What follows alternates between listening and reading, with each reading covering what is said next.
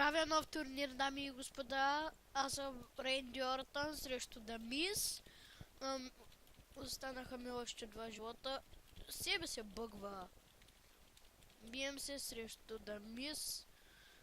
Миналия път играх срещу него, загубих и се отказах, защото се предадох, защото той ми направи хватка за предаване и тя беше много гадна. Щеш да ме задуши Ренди и аз не исках да рискувам и се отказах.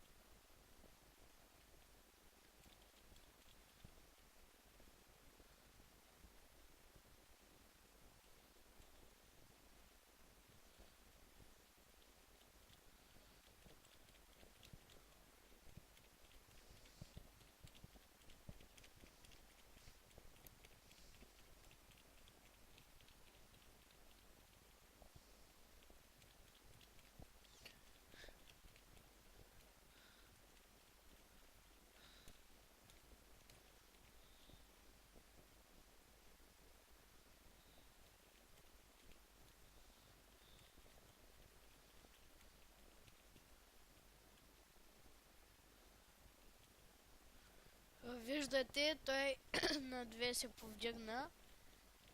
За сега виждате долу, той ме води много. Аз даже не се виждам. Аз черпя сила от публиката. Кефя се и той ми прави гадни хватки. Дали е това, което си мисля? Да. Тук се чува някакъв смях.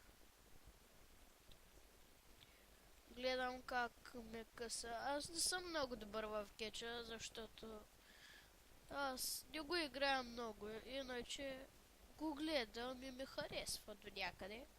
Но не го правете в къщи. Виждате бъгофетите какви стават. Един от тях е Дамис. Сега ще паузирам, защото гледате как ме мачка, но аз му правих секси хватки. За сега само тази хватка ли ще му прилагам? Всички това си мисли. Тук при мен е Дарин, но по-точно да Firefox Gamer, той сега не е точно в нас и не може да го чуете.